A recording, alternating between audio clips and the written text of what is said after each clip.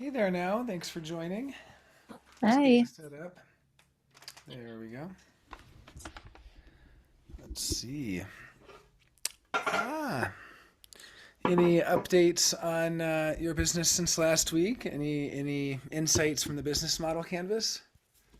Uh, it was really, really helpful, just to have it all laid out, um, because I hadn't had a real model like a visual model to follow. I had just been kind of going intuitively, if that makes Mhm. sense. Like that is so Absolutely. unlike Yeah. me. That is so unlike me. Like you wouldn't even believe, but yeah, it's having it all laid out, and working, um, how do I want to put this? Like having someone else actually type it out and brainstorm with me was super, super helpful because it helped me get clearer on where I was. Um, Yeah. No, it's amazing how that happens. And so I was in Techstars, and every week we would ask. So maybe I'll ask you this question: What is it that? What is Human Design Magazine? it is the first and only indie human design magazine out there, um, that, and it curates the best of the voices we have, the most cutting edge, like the state of human design. Like I know that's something that I think I lifted that from you actually because you were Oh, doing it's just a normal thing like that a, no, but no, I don't think there's any lifting from anyone. I mean, if that's what it is, that's what it is, and I think that's great. I mean, that's very much like the State of the Union or the state of, they do that on, yeah, yeah, CNN and all the things. And hey there, yeah. Kat. So I see you're just joining. I was just talking to Now about her Human Design magazine, and I was saying when I was in Techstars, every week we would ask each other, "What does your company do?" And even if we already know, we're just like, oh, that's interesting. Signpost. What's that? And then, we would just kind of give people an opportunity to rephrase it and kind of see how week after week it just slightly changes a little bit. It just dials it in a little more. And it just kind of tweaks it a little bit. So, Yeah, because you have to get the boots on the ground, right? And to get someone else's perspective on it, um, yeah, it can really confirm whether you're going in the right direction or not. So yeah. that was really helpful. Oh, I'm so glad. I'm so glad. Yeah, I Yeah. mean, something else we did in Techstars, I don't know how relevant it'll be for you, but I still do this just because that's kind of how I learned, is I make presentations, and I don't really have anyone to show them to anymore. When I was in Techstars, the presentations were for potential investors, but Hmm. now I just kind of make them just anyway, just because I kind of like want to make it's called a pitch deck, right? So I just make pitch decks, and I've gotten kind of slack on how I do it. I mean, there's a whole way you make pitch Yeah. decks, Yeah. I mean, supposedly, do you really need a pitch deck though? Because there are all these studies about how people's attention just wanes after, you only have a certain amount of time before they kind of they tune out. So I'm and wondering, it's like also I have a helpful. little, Yeah, it's yeah. it's just No, I was helpful just too, gonna just to have say, one. yeah, yeah, Hmm. for yourself. I can show, let me see if this may be an interesting thing we can look at today. And hey there, Rachel, I see you just joined as well. And I guess we have, excuse me, I guess we have a couple comments here. Let me see the chat. Oh, yeah. Where is here, Kat? Are you in Europe? Is that, I know it's kind of, oh, well, and no need to answer. I see you're saying you'd love to just listen. Yeah, you can always just listen. No need to ever engage. These are always fine. Sorry, excuse the camera right now. I'm really huge on the camera. Um, I just was using the green screen and I didn't have time to set up. I've been recording a bunch of videos and just kind of had it all set up for that. But let me go ahead and share. Let's see if I can find this really quick. 1 second here. Oh, and I I'm actually always, did have yeah. I could use your some pointers on outreach. Um, You, just yeah. best practices. I know, just don't send rambling emails. It's better if you Yeah, I can can get an tell the. introduction. Sure, let's do that really quick and then we'll look at the pitch deck. So for outreach, what I would kind of bucket that under as customer development. And the main thing that I would say is informational interviews, that is the best way to connect with people. And basically, the way we did it in Techstars. We had to do quite a few. We had to do 10 per week. But of course, the smallest size team that Techstars would allow is two, because your chances of a two-person team succeeding are just exponentially higher by orders of magnitude from a one-person team.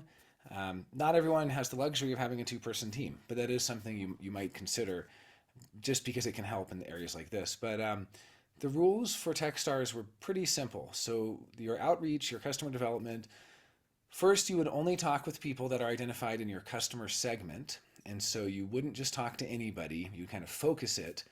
And so if your customer segment is users of Gaia, then one of the first questions you'd ask is, do you use Gaia? And if they're like, no, I don't. And you're like, okay, not interested. And you kind of move on, and until you find your ideal person. Now that might seem a little strict, but what ends up happening is then you go, oh, well, actually, there's all these really interesting potential customers to talk to that don't use Gaia.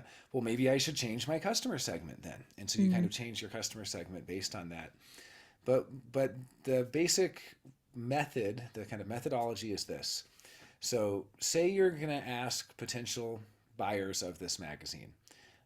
First, you could ask anyone you know, friends of yours, hey, I'm conducting 20-minute informational interviews. Do you have anyone you could put me in touch with? So you could ask me, you could, potentially talk to people on Signpost. You have a Mm-hmm. lot of contacts in human design anyway, since you're doing this Yeah. whole business in Yeah. it. So you just kind of Yeah. ask them if they put you in touch with anyone, and they'll say, "Oh, I have a yeah. Here's an email for someone." And then what you do, or ideally they'll even send an email connecting, and you can give them a little blurb, like they're like, "Hey, here's my friend now. She's working on Human Design Magazine." Well, okay, at the time actually, it depends how far you want to go with this. In Techstars, we wouldn't say the company. We would just say, here's my friend now. She's working on a new service or a new product. Usually we'd say service. She's working on a new service for people into human design, and she's conducting 20-minute informational interviews. Would you be interested in taking part? Yeah, and I see there's, yeah, any comment, Rachel? Any question or comment on the. Yeah, sorry, I didn't want to interrupt you, but I was curious when about defining your customer, like how vague or specific is ideal for that situation? Like, Yeah, yeah. But do you have an example or? no, for like, would you say like, okay, so like, let's say that for now, let's use now as example with Human Design Magazine. So would it be like somebody who is um this is not what now would probably use. I'm just going to throw it out there though, because it's the thing that I thought of. Like, is it somebody that knows what their human design type is? Like, I mean, like what level of like, obviously it's somebody that's interested in human design, right? But Mm-hmm. Yeah, I mean, I'll give an example for the business we did. We were doing Skilljar, and we were interested. It's a B2B, so we were interested in companies that have significant that themselves are B2B companies, because the service that we were providing was essentially customer onboarding for companies. So, say you're a company that is hired by other companies, um, there's a significant onboarding for how your customer uses your service. And so we had all sorts of things like companies that do over 5 million per year in revenue, but less than 30 million, that have over 300 employees, but less than that number of employees, that blah, blah, blah, blah, blah, blah. And then what role in the company? Is it the HR manager who has the hiring power to do this? Is it a C-suite executive that has the hiring power or the buying power? So, I mean, for us, we got extremely specific. For a B2C like this, ideally, you're going to try to narrow it down over time to your ideal customer, which is like your die-hard customer. So if I were to do it on, say, High Touch and Human Design, our diehards who come back every year, there are men who come, but I would put a female customer. Why? Because there are more, and it seems like of the men who come, they're a little flakier and they don't always come, and some years they might miss. So I would think of somebody who's a diehard. I almost have like a person in mind who has donated and bought. Each year we have like special extra things like an art book or extras, and she'll like buy all of them. Like she'll buy everything we sell literally. and she's in her 40s, college educated, I would say master's degree, bachelor's or higher, 40s, female, so someone over the age of 40, under the age of 50. Like these are the requirements. And then if you're trying to interview people and they're in their 30s, you go, well, that's not really our priority. We're trying to prioritize people in their 40s right now, because that's the ones who have the money and the interest and the time. And she's a scientist, but I don't think we need to drill down to saying it has to be a scientist. I think we could just say somebody who's a working professional, doesn't have kids, or maybe she does actually. I should check that. But maybe that doesn't matter. Maybe kids don't matter. I don't know. But if you really want to drill down, you would say doesn't have kids, 40s, makes this amount of money, this education level, uses this website, is a big fan of that speaker, and so on, kind of like that. Like that's like you want to get as specific as you can. You've gotten too specific if you can't find enough people to interview who fit that criteria. Yeah. Interesting. So it's like basically you take this ideal customer, you make either you have a real person that you're basing it off of, which is cool. Like, or like a conglomerate of people, like in your dreams, you know how sometimes people are like a mashup of people, like your ideal customer could be like a dream person that is like a Totally, yeah. different characteristics of people that fit it. And then like, so is it actually better to backtrack from a reality point like that? Or No, I mean, it's not actually better or worse. What you're going to so if we're doing it the real Techstars way, which most people are not going to do, and I'm not even recommending Now does this because honestly, being a one person founder, you probably have more priorities than interviewing 10 people a week. And, I don't do this as a developer founder of Signpost, but say you're in Techstars. Techstars is a 90-day program where they give you $140,000 just for entering because that's how much they trust you. It is in exchange for part equity of your company, but it's a very small part. So they're already valuing your business in the millions of dollars, truly. And they're giving you this money that you just get to keep, spend, hire people, whatever. They give you free office space, mentorship. I mean, they really do believe in you. And what they do for the first month anyway, it doesn't have to go much beyond that. Usually it goes for a month and a half or so. 10 customer development interviews per week. So here's the customer development methodology. You start with your customer base, your customer segment, and you just do your best guess. You don't have to really overthink it. Don't worry about it too much. Just kind of, if you can't find 10 people in their 40s, then you say 30 to 50. If you can't find 10 people 30 to 50, you say 30 to 60. I mean, you just kind of ballpark it, but you're kind of like, well, we're probably not going to get a lot of subscribers in their 20s. We might, but they aren't going to be our number one buy everything lifer who's pissed off if we close shop. Like that's what you really want. You want like the people who are like really disappointed if your service goes away. So you do your best job of imagining who that perfect person is. Then you ask your friends and you just say, hey, do you know anybody? And you don't have to say to your friend, hey, do you know anybody aged 40 to 50 who's this and that? You just say, do you know anyone at all who might be interested in this human design service? They send you a bunch of people. You kind of get the data on them. It's not really any harm done if you interview people outside of the customer segment. You can do that. Just bucket them in your spreadsheet as this person was 22 years old. Well, it took 20 minutes of my time to interview them. It's not like there's a huge cost. Like, you know what I mean? Like, you might as well interview some 22-year-olds. You might as well interview for some 70-year-olds. Like, it doesn't hurt to interview outside of your customer segment. You might as well interview men and women and non-gender, trans, anything. I mean, you can interview anyone basically, but you want to try to dial it in to your certain things. Like if you're like, okay, college educated people are going to be way more into this than those who aren't. Well, first of all, that might not be true. It might actually be, I mean, I'm not really college educated. I love human design, right? But I don't have a degree or anything. So, I mean, you have to kind of figure it out. Like your assumptions could be wrong. But basically, what you're looking for is what they call product market fit. And that is a combination of customer segment and value proposition. So if you look in the business model canvas, those are the two that each week you can only change one or the other. So the first week, so say this is week one and Now is in Techstars, and we're going to do this Techstars way. Her value proposition is the world's only magazine for the state of the art of cutting edge human design. So like the world's first and best magazine for human design, something like, you have to dial it in a little bit, but however that is. Okay, who do we think is interested in that? Okay, we have an ideal customer. Now, then we just kind of look at the people that you get lined up, and there is a protocol to optimize it where basically say now wants me to connect her with people, then now can email me and say, hey, Jonah, would love for you to connect me with anyone to do informational interviews. Here's a blurb. And the blurb would say, I'm working on a service for people into human design.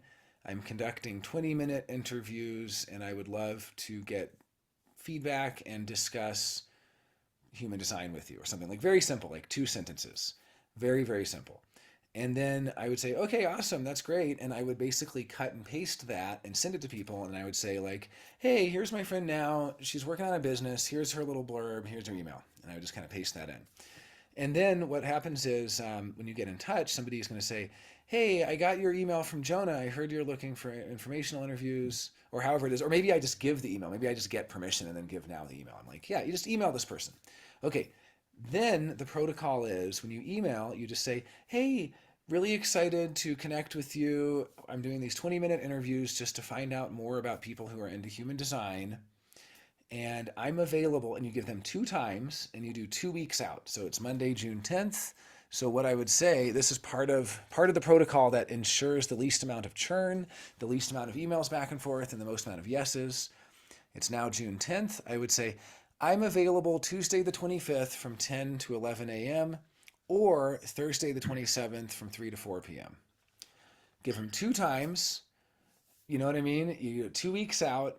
And then, right? And then if they say like, oh, that's perfect, let's do Thursday at 3, you say, great. And you send them a Zoom link and a calendar schedule invite, and you just got it lined up and you're ready to go, you know? Now, the That other, yeah, right? You got I'm that. Like, gonna steal I'm gonna steal that Techstar fucking nugget it's for a myself. slick little way to do it, right? You just get them, That because is that's the least amount of back and forth and the least amount of chances for them to back out and the least amount of all of it, right? Of all the chaos. So yeah, no, it really, really works. Okay, so but a couple other things. One is that this is all going to be online, which is a little bit harder. They're still good. A lot of Techstars interviews are online, especially since COVID. They also recommend, I mean, it's hard with human design because it's so specialty. You probably can't do a lot of in-person ones, but in-person does have an extra special quality to it, and it can really help. Like, if you were doing a business that wasn't for human design and if you lived in a big city, I would recommend prioritizing in person. Because if your business has a bigger general market, like say with Skilljar, the company I co-founded, our target customer was a company of a certain size, but they could be in any industry whatsoever. We would serve the Red Cross, we would serve U-Haul, we would serve Zendesk. Like, it doesn't matter. Like, it's a certain size of company that has enough money and they have enough B2B partnerships with other businesses that. So here's the other thing though, is there is going to be a B2B component of Now's business model because we're thinking the customer is the reader of the magazine. But in another sense, the customer is the advertiser because the advertiser can pay quite a bit of money to get their ads in there. And so you might want to do a second business model canvas or second value prop. And that value prop for the advertiser is reach the largest, or, it's not even that you're curating the content of the magazine. We already know that. You're curating the users, reach the most elite human design users who have money because they're paying this $30 subscription per issue. We know that they're willing to put money into human design, so they're a very lucrative customer segment. So the value proposition for the advertiser is a little bit different than for the end user, the end reader. And I see the question from now, speaking of in person, does anyone know HD people in the Boston area? Not really. I was born there. I've spent some time there. I've never really met any HD people there. Now I know that you're there. I'll hit you up next time I'm there. But yeah, I don't really know any HD people there, but there is a Techstars there. And it'd be fun. You could just apply for Techstars. It's totally free to apply. You should do it. You should literally apply, because I almost applied last year with Signpost because I was like, who knows? Like, Techstars gets into some weird things. Like, they get into they love really weird, niche, unusual, kind of bizarre little corners of the world. So that actually might be worth applying. But yeah, as far as the value prop to the advertisers, like in that case, I mean, it's still a very limited market because you're looking only for advertisers for human design stuff. you're not going to advertise Gaia on there, right? Because they're not really a human design thing. Maybe you would. I mean, I don't know. You could kind of broaden it a little bit, but it seems like it's pretty niche, and so it's kind of like an elite niche thing. But if you were doing a business that had a more general, any company in this industry or any company in any industry of a certain size that just has needs that you could address, in that case, you always try to do in person. And the reason for that is that you build a more personal relationship where you can end up actually developing business partnerships. They could be your future customer. And also, you bring a second person with you to transcribe, even though we have really good AI transcription and everything, because part of the image of having another person taking notes and typing is just like, it makes the person speaking feel even that much more special and kind of like, wow, like what I have to say is really important. And yeah, please. Yeah. Oh, I think you might still be muted. Sorry about that. Yeah, Oh, I there you just go. want to say that that whole thing about having a questioner, an answerer, and a scribe is actually very metaphysically profound, as having the power of three in the room. And so it's like there's this impartial witness who is described that their presence in the situation, like I know for a fact, like in channeling material, this is what I'm taking this from. It's like to have a scribe that is not the questioner, so that the person that is the questioner can be completely in that role where like it would be, Absolutely. yeah, I mean, all of us can understand, like, from being in a conversation versus like we're taking notes in a class, how it's a different mindset. Like one is totally receptive and the other one is really engaged. So I totally love Absolutely. that. And to Yeah, have a and human, even when Ra was talking, he usually had, like he would have at least like sometimes two or three, but at least one person transcribing, and there'd be people asking him questions, and he'd be talking, and the person would be notes. And no, I mean that's something that they always had us do. I mean, when I was in Techstars, we probably conducted 50 customer development interviews, and like three were online. So that was a long time ago. It was 2013. I mean, there was less online anyway. But by and large, the vast majority of them were in person, and we met at coffee shops or at their office. Or it really just did add a whole extra level to it. And yeah, there would always be three of us, and one would be questioning, the other would be taking the notes.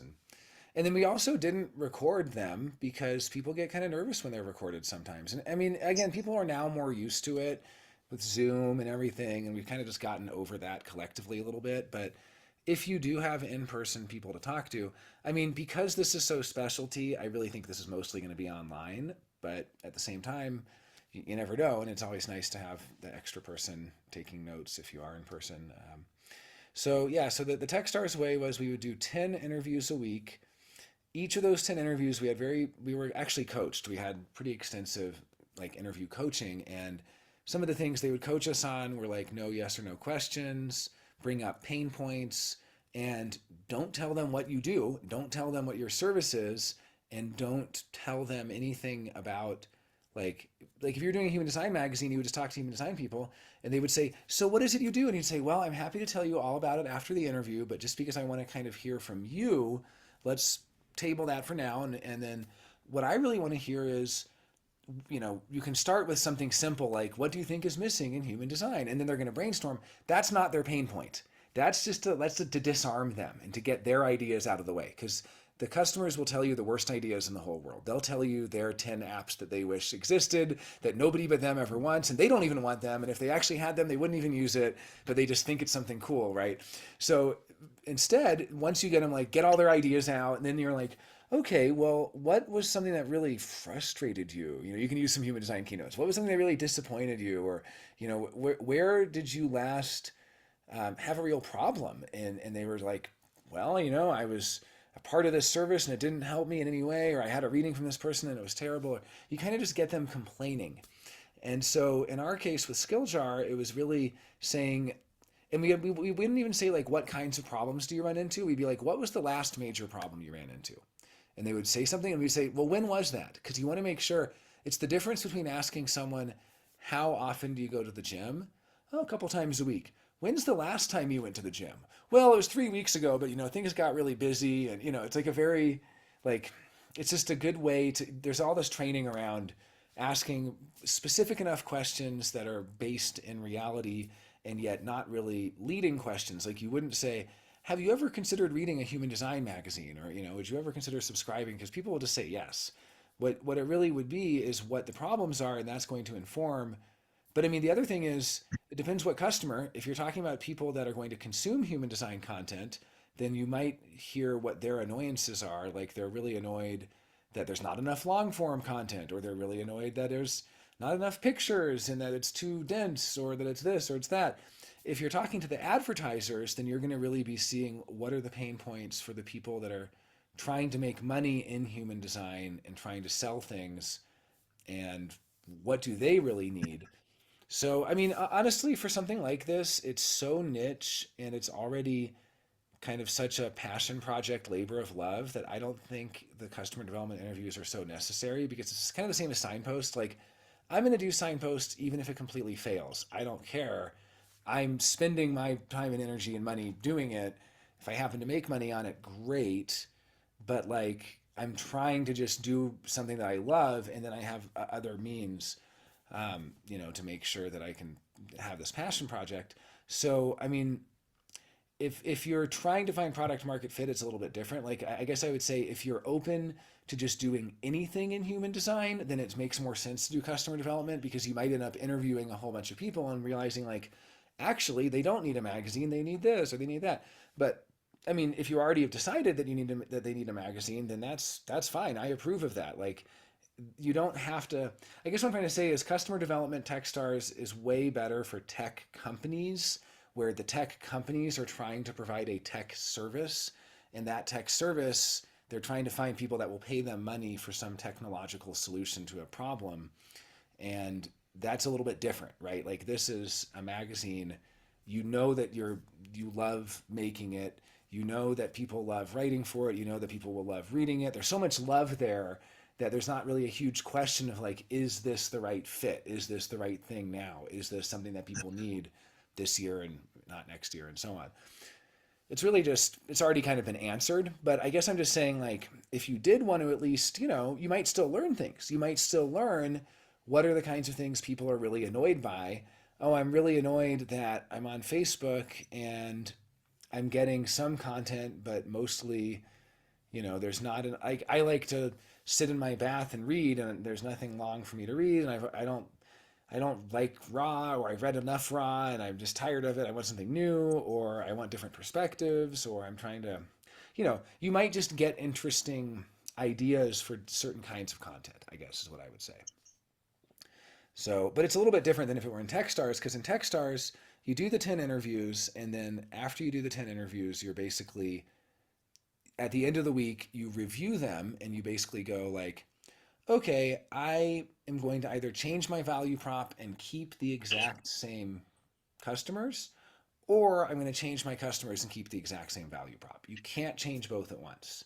Like, you either say, okay, I love these customers. My value prop is no longer this magazine. My value prop is an all-inclusive membership that includes a magazine and this and this and this. You change the value prop, but you keep the same customers. Or you go, no, this is the magazine, but we're going to change the customer base. I thought that they had to be college educated. I thought they had to make more than 80,000 a year. I thought this and this and this. That's not true. We're actually finding younger people are way more into it, and we're finding, surprise, like men are way more into it than women, or who knows what. You discover something that goes against what you're expecting, and you change your customer segment, keep the value prop the same. So, and as far as Techstars, is Techstars 7-centered? No, I would say it's very 9-centered. The whole thing about what I consider 9-centered is bottom-up processing. That's all about connecting. I mean, I guess you could say some people think anything strategic is 7-centered, or strategic past. I mean, everything's going to have some level of strategy. But actually, there's a whole lot of receptivity, and it's all about customer-focused versus service-focused. So the first thing they tell you is, you're not here because of your idea. You're here in spite of your idea. Everyone's ideas are their mind telling them that they have something special, and it's not special, but you are special. But you're only special insofar as you can overcome your own mental cognitive biases that are telling you that your idea is something unique and special. So it's very much like, get out of your head, get out of the office, be receptive, connect with people, love your customer, not your service. That's their whole thing. They're all about like, you have to really love the people that you're serving, and that way, if the people that you're serving tell you that they're not interested in what you're giving them, you give up. Like they prefer you changing your value prop, not your customer segment. So for me in Signpost, it's like if I love the people that are in Signpost, but if they're like, okay, Jonah, we don't want to pay this amount of money for what we're getting because we don't have the mental bandwidth for it, we don't have the energy for it, it's too random, it's too this, it's too that. It's like, okay, well, what do you guys really want? But of course, they can't tell me. It's up to the product developer to kind of figure it out and suss it out and be like, okay, people aren't into this. What do they really want? You know? And I am very much like, I know it's going to be human design related, but I am willing to change the business model of Signpost if we later discover it's just not sustainable. People aren't interested. I'm like, okay, well, what is valuable to them? But it's hard to know, right? I can't just ask you what's the most valuable thing because you'll say, well, the most valuable thing for me would be a tool that gives me a day planner that connects to the lines and the gates and it does this and that. And I mean, I've heard a million and one things like, I want an astrology overlaid with the wheel with this and that. And then like nobody ends up using it and you spend a year building something and nobody uses it. So, I mean, it's like, I don't think that you're going to have the same problem with the magazine because it's just such a no-brainer that literally like there's probably going to be 10 human design magazines in 10 years, and to be the first and to get a head start and to have like the inner circle, it really is a labor of love. And it's something that to me is kind of separate from the Techstars methodology because again, Techstars methodology, they love B2Bs, so they don't even hardly do B2Cs. I mean, you still should apply because they still might get you in because it's like they do go for like the weird long shots and like you might just get lucky and someone at Techstars might be into human design and that would just be like awesome. But generally speaking, the Techstars methodology is for technology based business to business multi-person founding teams that really want to provide a service for a particular customer segment and are willing to like adjust what that service is. And that's kind of that's their bread and butter. And yeah, they give each one $140,000. They accept 10 per year in each incubator. So the Boston one gives 10 per year. And they help you raise a couple $1,000,000, which gives you a multi-year runway to launch your business. It's an amazing service. They have, 1,500 or 2,000 companies applying. Yeah, the conscious market definitely is up. I mean, they bring in interesting teams. They had a team that had like a wristband that like allowed you to get access to all these nightclubs, like interesting obscure things. They have also they always pick one crazy long shot every year. So what they do is they pick the 9 companies that the investors all unanimously agree on, and then they pick one company that is like the craziest long shot bizarre company, even if it crashes and burns, because it's almost like the sacrificial company that because they're all in it together, it makes everybody else feel happier to have like one totally insane company each year. And they don't really tell people that they do this. When I was in the year, I found out which company it was. I mean, everyone kind of knew anyway. And I was like, I talked to them about it. And they're like, wait, you mean we're like the joke company? We're like the company that's like the sacrificial lamb. And I was like, hey, you got $140,000. And I mean, they obviously liked you.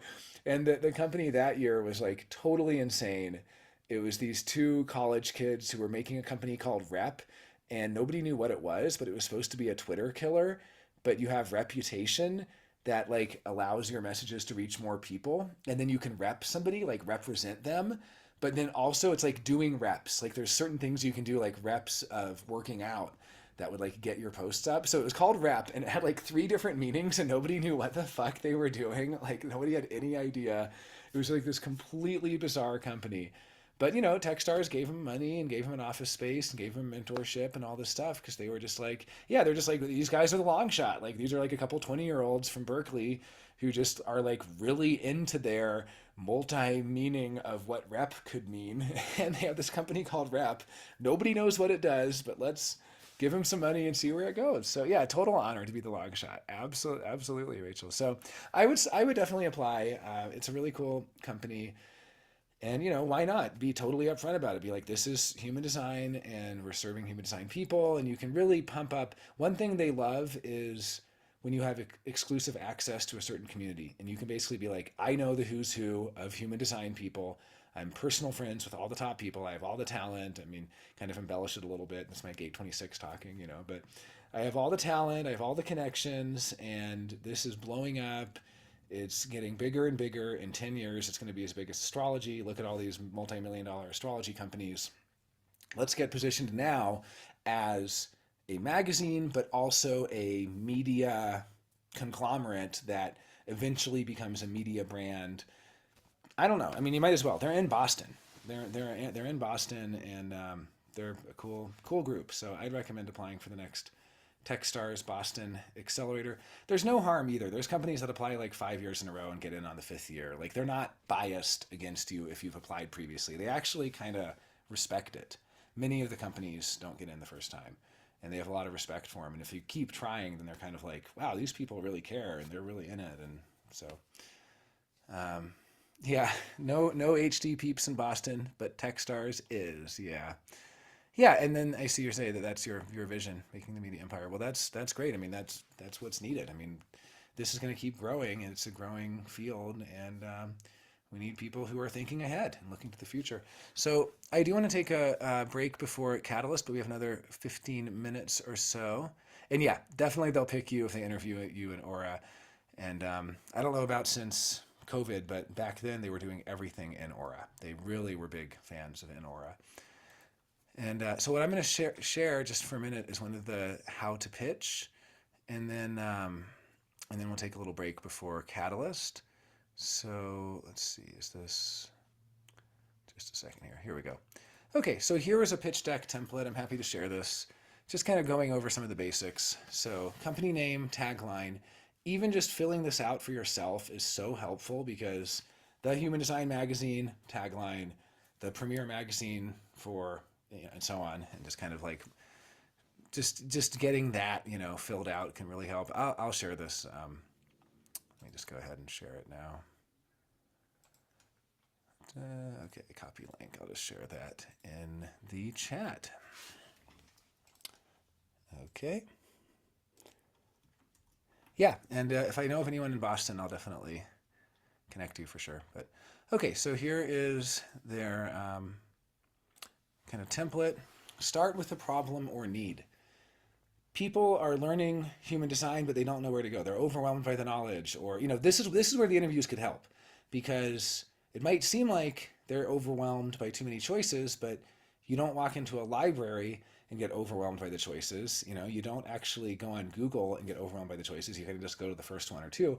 So that's like an obvious but probably wrong problem.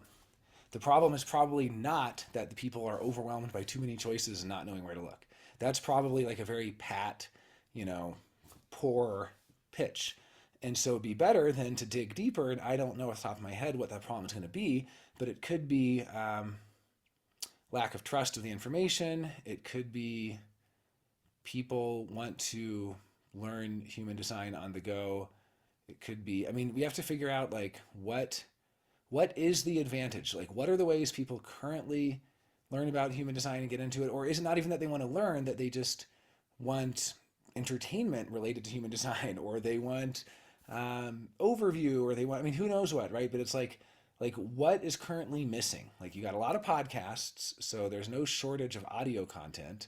You do have a lot of books. Karen Curry Parker's people put out books all the time. You don't have, I guess people are in need of short form curated human design content. It's a very boring way to put it, but figuring out what the real problem is that this is solving, that's going to be one of the first things. And then the solution is simple. Subscribe to our service for only $120 a year. You get a quarterly magazine that also comes with coupons and perks and discounts for readings and discounts to HDHD and who knows what, right? But it's like, and then product demo, this is what it looks like. We've got great traction. Here's the traction you got. Like, we launched at HDHD this year, and they gives you 3 months to have the first issue. No, I don't know. And of the 84 people who paid $30 to purchase, and they really like when you sell it, by the way. Giving it away for free doesn't really count.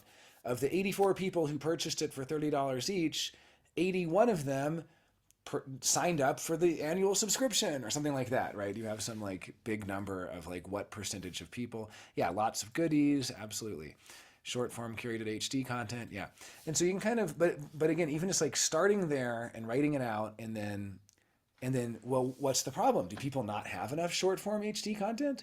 Where do they currently get it? Is it Instagram and Facebook? Is it blogs? I mean, what's wrong with the blogs? Like, I'm not disagreeing. I'm just saying these are the kinds of questions that are going to come up naturally. And, you know, you can say the blogs are poorly curated. Well, is that true? Are they poorly curated? The blogs are hard to find. Are they? Can I just Google 5.1 generator and find some blog posts about myself? Like, I don't know. Like, I guess I'm trying to say, like, there will be a narrowing down and going deeper into what the actual essence of the business is. So yeah, solution, product demo. Then we've gotten great traction. So showing examples of the traction.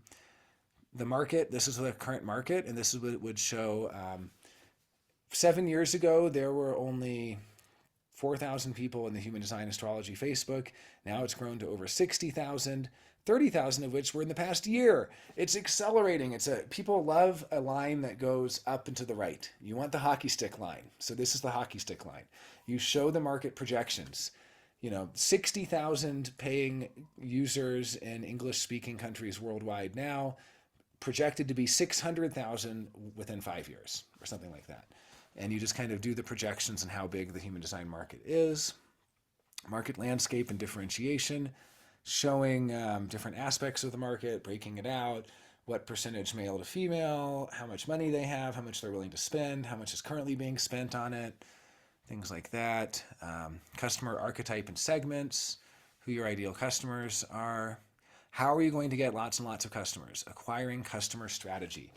We have strategic business partnerships with HDHD Conference and with maybe you get something with Karen Curry Parker or with who knows what. But I mean, who are the major players in the industry that you can partner with that can help promote and get customers? Let's see. Business model, how you make money. So that's going to just show subscription model, advertising model, and then possibly licensing content. If you do kind of become a media empire, then you will own this massive library that you can then license and resell and things like that. And then the team is awesome. People are big on teams. So even if they're not core co-founding team, you'd at least want to maybe show your developers, your designers, things like that. Timeline, milestones, traction. This is like what is your plan? How many years do you need to get to a certain point, and what are the milestones as you get there? And how many subscribers is your overall goal? Number of subscribers by 2030, number of subscribers by 2035, like projected earnings, all that stuff. I mean, how much you're trying to raise and how much you've currently raised. Well, that's just only if you're actually trying to raise money for it. And then why invest? Tell them what you told them. So this is very investment heavy, but this is the basic template that we followed, and that was the whole thing there. So yeah, I'm going to take a little break before Catalyst, but thank you again now for being part of our ongoing entrepreneurship experiments, and that was a lot of fun. And I know Rachel dropped off, but thanks Rachel as well for that. And I'll be back on very shortly for Human Design Catalyst. So All right, see you in a few minutes. yeah, see you in a little bit.